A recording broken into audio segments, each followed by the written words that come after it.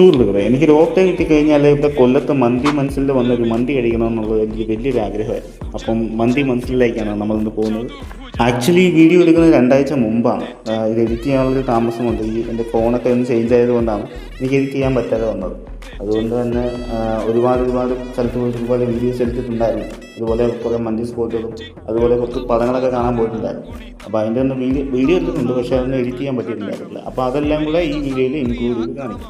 അപ്പോൾ നമ്മൾ ആദ്യം കണ്ട പടം എന്ന് പറഞ്ഞാൽ ഹിറ്റ് സീരീസിലെ ഹിറ്റ് 3 ആണ് ഞാൻ അഭിനയിച്ചിട്ടുള്ളത്. അടിപൊളി പടമായിരുന്നു. അതുപോലെ തന്നെ പ്രിൻസ് ആൻഡ് ഫാമിലിയും നമ്മൾ കണ്ടിരുന്നു.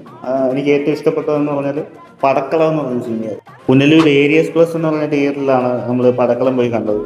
ഇത് വീട്ടിൽ ടി വി വെച്ചേക്കുന്നതല്ല, പുറത്ത് തിയേറ്ററിൻ്റെ പുറത്ത് ട്രെയിലർ കാണിക്കുന്നതാണ്. ഈ അടുത്ത് കണ്ട പടങ്ങളൊക്കെ വെച്ച് നോക്കുമ്പോൾ ചിരിച്ച് മറിയാനുള്ളൊരു അന്യ സ്റ്റഫ് ഉണ്ടായിരുന്നു ആ പടം. അപ്പോൾ ഇതെല്ലാം കഴിഞ്ഞ് നമ്മൾ അടുത്ത ദിവസം നേരെ കൊല്ലത്ത് മന്തി മനസ്സിലേക്ക് പോയി.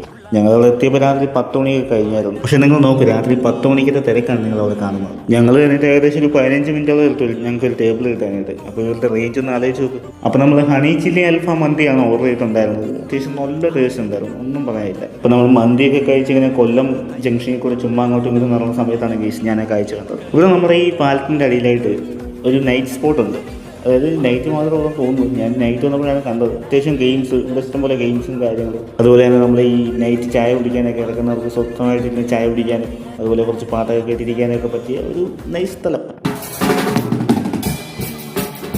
അപ്പോൾ അടുത്ത തവണ എവിടെയെങ്കിലും പോയിട്ട് എൻ്റെ തിരിഞ്ഞ് നടക്കുമ്പോൾ ഇങ്ങനത്തെ വീഡിയോസൊക്കെ ഇടാം ഗൈസ്. അപ്പം ഓക്കെ, ബൈ.